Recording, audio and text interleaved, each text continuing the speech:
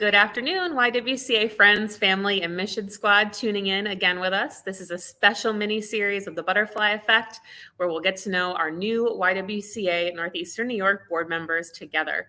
This is Series 3, Episode 3 of the Butterfly Effect. If this is your first time tuning in, we started the Butterfly Effect about 2 years ago during the pandemic. It was a way of bringing inspiring women together to hopefully inspire you tuning in. For this special mini-series, my colleague and I, Charlene, are going to interview our newest board members at the YWCA. We'll continue this series in November with new hosts and guests focused around Homelessness Awareness Month as well as gratitude. Today, we have Hannah Barr. Welcome. Hi. And we are in person, which is amazing.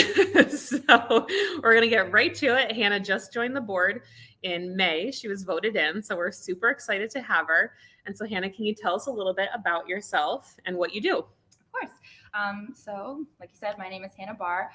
So I'm originally from Duanesburg, and I currently reside in Niskayuna, so I'm very familiar with the Schenectady area. I work for First National Bank of Scotia as a branch operations officer. Little bit about me on the outside of work is I currently volunteer at the Scotia Food Pantry, and I've also captained a APA, which is the American Pool League Association team in Schenectady for going on 7 years now. That's right. I forgot you a pool shark. I always forget that. I love following you on social media. I love seeing that. How do you balance your life between work and home life? Yes, so I think this is a very, I don't want to say loaded question, but finding balance can be hard when you want to put your best foot forward at work. You might want to commit to more than 40 hours going on 50.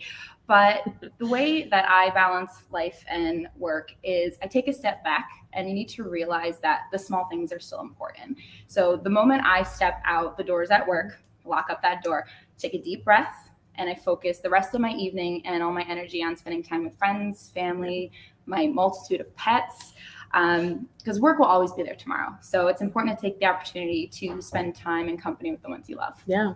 Well, now I have to know about the pets. Tell me how many you have. I have 5. So I have 3 cats, 2 dogs, and a couple special needs mixed in there. I have a blind dog and an arthritic cat and a nerve damaged cat. So take some time. Yeah, like a little shelter for them. Beautiful. Tell me about a role model or mentor that you've had or that you have currently, and what were the qualities that inspired you? Sure. So I do not have one role model. I have had the privilege of growing up with many strong, independent women, from business owners to cancer survivors to, I just recently found out, a past achievement award winner. My grandmother was actually years ago. Oh, nice. So to have these mentors, my mentors are endless, is how I see it in my family. So being able to look up to these women, receive their support, encouragement is such a gift, and I can't name just one. So I have to call the women in my family. That's pretty lucky to have a ton of role models. I like that. And yeah, I mean, we typically think of like professionally, mentors, but like you said, when you think of role models, to have such strong women in your family, that's pretty incredible too. So, now something fun, just to help us get to know you a little bit more. If you were stranded on a deserted island, what 3 items would you want and why? Okay, so I went 2 ways with this. One, if it was just for pure survival, you got your fire starter, your water filter, and blankets. But for the purpose of the question, I picked true crime novels because I'm very intrigued with those sort of mysteries or all of that. Moisturizer.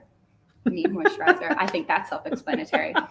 And I think a lot of people wouldn't think of this. Seasonings. You're out there catching your own food. I'm not eating bland fish, so seasonings. I love how you went from tactical to seasoning on fish. That's a pretty wide variety. I like it.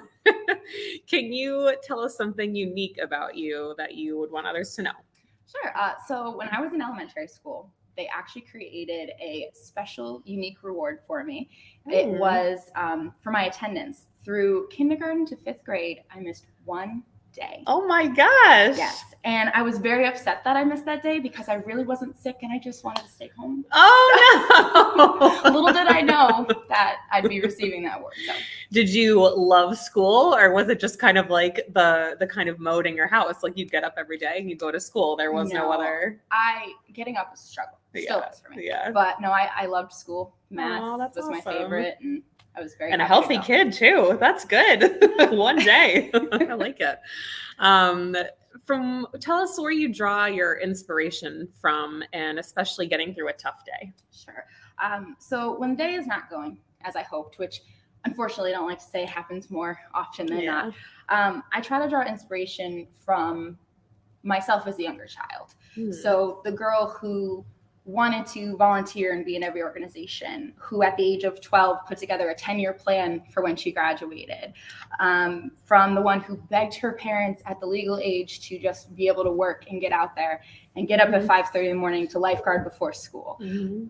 When I think back to my childhood, that's where I draw the inspiration. I always wanted to go, be there and show up. Yeah. So when you feel like stopping, you're like, we didn't come this far to come this far, Exactly. right? Yes, the 10-year plan didn't go as planned, but I mean, it was a different version of it. Still moving forward, right? Definitely. Can you name a significant event in your life that's kind of shaped who you are and how that has impacted your passion for the YW? So when it comes to this question, it's an emotional one for me. So I'm not going to give a specific necessary event or story, but I do have stories and experiences that I've always been concerned to tell people because I don't know how they'll view me after they hear them. So while I've not yet openly shared those stories, it's where the emotion comes in, of what's happened to me or what I've been through. I really want to be the voice for those who find it too hard to talk about those, or even if they don't want to talk about it, just know someone's here. So absolutely. I just want to be a beacon of hope for women and men who have gone through something that they're just not ready to talk about. There's so many people that have gone through this. Like I still at 9 years being at the YW, it doesn't surprise me anymore, but it surprises other people how common, domestic violence, the issues that we deal with at the Y are. And every time you speak, and you'll now being a board member, you'll notice every time you introduce yourself in a room full of people, there will always be someone that comes up to you after the conversation and explains that their personal circumstance and why they feel connected to what we do at the Y. And so I think, like you said, just sharing that, hey, me too. It happens. I get it. Whether it's you want to get down to the very minutia, the detail of it and tell the story, that's obviously your personal choice when you feel comfortable doing that. But I think just standing up and saying like, you're not alone is something so powerful, and we couldn't ask for more from a board member. So thank you for sharing that. I know it's hard to talk about. I totally get it. When you hear our mission, eliminating racism and empowering women, how do you hope to make an impact in those areas, either personally or now through your work through the YW board? So I've been following the YW's journey for a handful of years now. I wish it was longer, but it's been a couple years. And I'm always impressed with what the YW comes together to do. And I came on the board with a hope to educate people of the issues in our own neighborhoods. Do I know, exactly what I'm going to do yet? No, but I'm open to ideas. I'm here to support, the YW and be a voice for the YW. And the last thing I can say is empowered women empower women. Yeah, absolutely.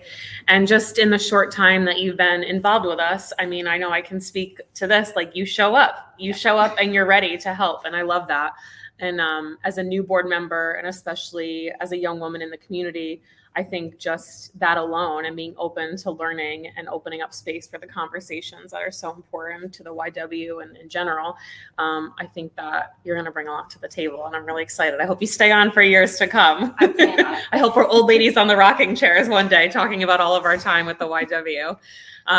So is there anything else that you would like to share with the audience that we haven't talked about? Anything else that you wanted to touch on?